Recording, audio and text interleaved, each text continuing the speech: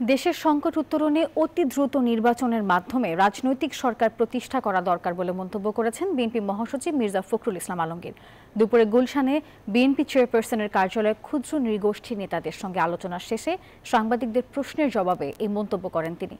দেশের সংকট উত্তরণে প্রধান উপদেষ্টার সঙ্গে গতকালের বৈঠকে বিএনপির তরফ থেকে ফেব্রুয়ারিতে নির্বাচন দিতে তাগিদ দেওয়া হয়েছে বলেও জানিয়েছেন তিনি। দেশে যখনই সংকট আসে তখনই প্রধান উপদেষ্টা রাজনৈতিক দলগুলোকে ডাকেন। এই মন্তব্য করে মির্জা ফখরুল বলেছেন, প্রতিশ্রুতি অনুযায়ী বিএনপি সরকারকে সহযোগিতা করে যাবে।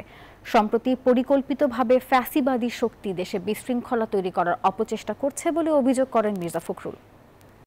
অন্তর্বর্তীকালীন সরকারের দুর্বলতাটাকে বড় করে না দেখে তাদের যে আপনার সদিচ্ছা, তাদের প্রক্রিয়া, সেটাকে বড় করে দেখা উচিত।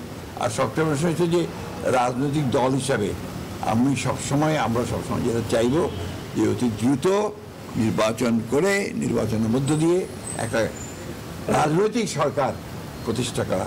রাজনৈতিক সরকার না থাকলে এই সমস্যাগুলো আরও বৃদ্ধি পায়, সেই জন্য আমরা সেটাই বলেছি। বান্ডেল থাকলে প্রতি সেনমানিতে টাকা বাঁচবে। বিকাশ সেনমানি বান্ডেল কিনে জিতুন প্রতি লেনদেনে।